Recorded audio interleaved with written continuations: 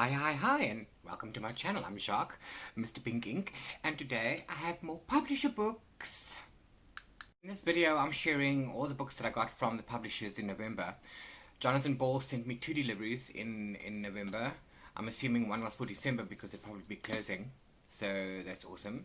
And I also got a small one from NB Publishers. The 2 books I'm going to show you today are from NB Publishers. 2019 Sanlam Prize for Youth Literature. It's a thing where they take indie authors and submit, and everyone submits their stories, and the winners get published by a publisher, and in a mainstream publisher, which then boosts their career. Plus, there's a cash prize and so on and so forth. So after the winners were announced last year, NB sent me the 2 winners in young adult fantasy and sci-fi for English. The gold winner being Sing Down the Stars by Noreen Dorman. It's a really good book. It's really good. I've got a review up on the blog already if you want to look at that. And The Music Box by Toby Bennett. Cool. This one is still on my TBR. I'm going to be reading it a little while later. Sing Down the Stars by Noreen Dorman follows the story of 12-year-old Nuri. It's set in a post-apocalyptic, well, I don't know if it's post-apocalyptic, but it's an integrated spatial society, meaning that all sorts of aliens have become, that they intermingle, they interwork, they work together, they live together. So it's racially, and is that the right word, spatially integrated society. But Nuri doesn't know where she comes from or who she is, who her parents were. She lives in the slums, and she's forced to run little crimes for the boss, the gang lord, in order to make some money to survive. And then one day she hears a call that only she can hear, and that follows, and that leads her to a sort of a secret society, but not a secret society, where she trains to be an avatar, which is the pilot of an incredible spaceship called the Starjumper, which is actually a living creature, which is another life form, and they bond with one pilot. So all of the chosen ones that they have the ability to become an avatar get trained at this facility. So that's what the story is about. It's really good. It deserves to win the gold prize. I absolutely loved it. If you want to know more about it, please go down to my blog and have a look at my review. The Music Box by Toby Bennett, I haven't read yet. It's the silver prize winner for English of the Sanlam Prize for Youth Literature. It goes about a guy named John, whose father abandoned him and his mother when he was younger, and his father left behind a music box that's broken now. But his father apparently had a knack for fixing things, like a talent, almost like a superpower or something, and they just, waiting for things to come back and haunt them, bite them, and that's what this looks like. That's about. It is fantasy. The blurb at the bottom says, Toby Bennett masterfully blends fantasy and horror in this dark tale about a boy who must find his way and use his gift for good. Oh my word. Actually, I want to bump this up on my TBR. Okay, and now we get to the books that I got from Jonathan Ball. They did send me 2 parcels in November, but I'm assuming one was to cover December since everybody was going on holiday. So in the November parcel, I got Feels Like a Firestorm from Lana Popovich, which is all good and well, but I haven't read Wicked Like a Wildfire, nor do I own it. So in order to read it, book 2, one does need to read book 1. So luckily I did manage to get a copy of Wicked Like a Wildfire in December. So I'll be able to read that one, then this one. So cool. Okay, well, I don't want to read the synopsis at the back because I haven't read book 1. That makes sense, right? The House of Brides from Jane Cockram.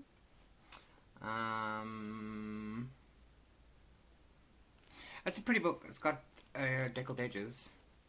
It's got this weird thingy. Doesn't have a dust jacket, it's paper and it's floppy, so that's cool. They say that fans of Jane Eyre, Wuthering Heights and Rebecca will love this book. I don't even know what it's about. Has anybody heard anything about this book? Have you read it? Can you tell me about it? Please hit me up in the comments down below, and then we can take it from there. It looks pretty cute. I don't know if you can see. I don't know. Jane Eyre, Wuthering Heights and Rebecca. I haven't read any of those, but no too. The third book I got from Jonathan Ball for November. It's The Wicked King by Holly Black. The reason I had this look on my face is that I didn't actually enjoy The Cruel Prince. It wasn't one for me. And immediately after I read it, I kind of sold that book off. But now I've got the review copy of The Wicked King, so now I'm looking for another copy of The Cruel Prince. But I won't read it until I have all three. I did request The Queen of Nothing from Jonathan Ball as well. So we'll see if I get one of those. But I am going to give it another try, because a lot of my friends have told me that I've read this, have told me that it gets better. I shouldn't base it on The Cruel Prince. So I would say I'm looking forward to it, but I am and I'm not. Do you understand what I'm saying? Next up, I got The Weird Friends Fan Club by Catherine Wilkins, published by Nosy Crow Books. It's a new house. I have 2 books from them now. I actually have read both. The review for this one is coming up shortly. The story goes about Erin and Grace. They're about 13, 14. I'm not entirely sure. And you know, Erin is #blessed, #girl squad, and Erin is, has a monobrow, and she's like a geek and can be a bit judgy. So that's right. So that's what they're about. They're both, the only thing that they have in common is that they're both like Jane Eyre, and Pride and Prejudice and those kinds of things. So they both do English extra credit. They want to be writers or journalists or whatever. So they get thrown together in English to work on their writing skills, and it follows the story of how they managed to work together, and how, you know, jealousy amongst the friends in junior high. In South Africa we don't have junior high, but I can understand it. It's really, really a good read. It's a really nice story. I really enjoyed this one. Do look out for my review coming soon. I also got a Terry Goodkind book, which is based off of the Wheel of Time series. This little series is called Children of the Horror. This is unfortunately book 3, so I won't be reading it anytime soon until I get all of them. It's a hardcover. I've got the nice gold foiling. But it's based on the world of The Sword of Truth, so it follows all of those people, and all of those things. I don't know what it's about exactly. Like I said, this is only book 3. I need to get my hands on the others. I know there's more in the series. But Terry Goodkind is an author by author for me, so I'm happy that I got this one. I got Racing in the Rain. The original name is called The Art of Racing in the Rain by Garth Stein.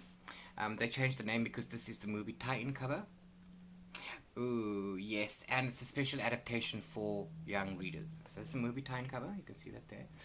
I was fortunate to win a competition from Must Read Books on Facebook, and I won tickets to go and see the premiere of the movie Racing in the Rain. And I cried and cried and cried the entire movie. So I have seen the movie. I don't necessarily want to read the book, but I do want to read the book because it's really good. So if you're a dog lover, this is really good. Really, really good for you. Meet one funny dog, Enzo, the lovable mutt who tells this story. Enzo knows he's different. Most dogs love to chase cars, but Enzo longs to race them. His owner's a race car driver, and that's what it's about. But there are other stuff that happens in his lifetime, so that's worth a read. And if you get the movie, it's actually worth a watch because, like I said, I haven't read the book, but I do want to know how they compare. So that's, yeah, quite awesome. Then I was sent the sequel to Call Me By Your Name, Find Me by Andre Akiman. I don't know how you pronounce that. I do apologize for saying it incorrectly. I'm dying to read this because I saw the movie Call Me By Your Name. I loved it. It's beautiful. But I really want to read the book before I get into this one. But then again, if push comes to shove, I mean, I can watch the movie again if all goes well. So I haven't found a copy yet. I hope to get one soon. And then I'll be able to read this one. This again is a sequel, so I'm not going to go into the synopsis about this one. If you've seen or read Call Me By Your Name, then you know more or less what this could be about. I don't know yet, and I'm dying to know. And before I get to show you the last two books that I got from Jonathan Ball, please hit the like button down below. It really helps me out, and it shows me that you enjoy my content. Also consider subscribing and hitting that notification bell because, you know, I try to upload one video a week at least, and then you'll be notified whenever I upload a new video. Second to last book that I received for November from Jonathan Ball is Inland by Taya Obrecht. But she's the author of The Tiger's Wife, which won the Orange Prize at some point. I haven't heard of her or read anything from her. So if you've read this book or anything else by this author, please let me know down below, because I'm quite intrigued. This is the story of Nora. It's 1893. It's the frontier time. It's the drought-ridden lands of Arizona. And you know how it goes. The men folk go out and hunt and stuff, and the women mind the house. But they're convinced that there's a beast stalking around outside. So she's alone at home with the youngest son, so they might have more children. There's no men around, and there could be a beast prowling them. That's interesting. It's quite a hefty read. But not really. This 300 odd pages, so that's fine. 366. Yeah, so that still needs to go onto my TBR, and I can't wait to read this one.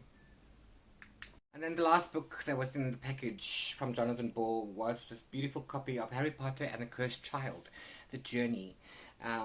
This is a look behind the scenes of the stage production, and it's really, really cool. This is published by the Harry Potter Theatre Company, apparently.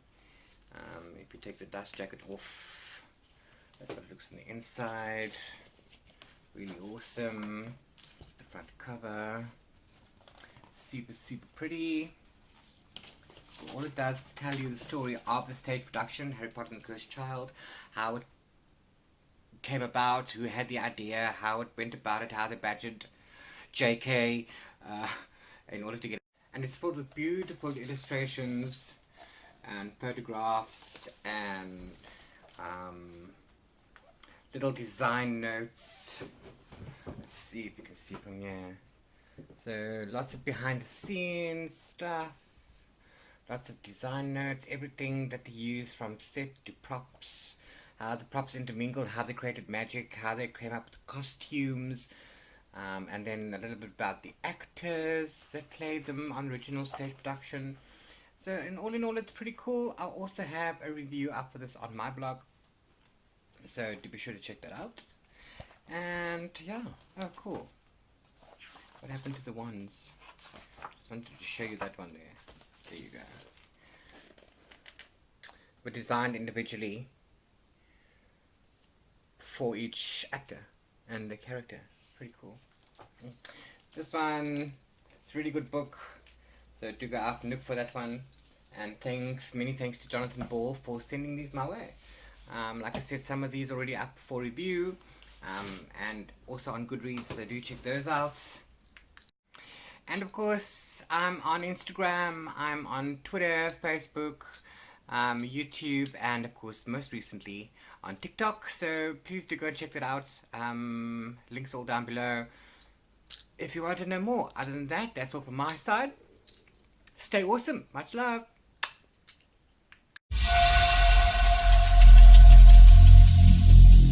Every single day, I'm gonna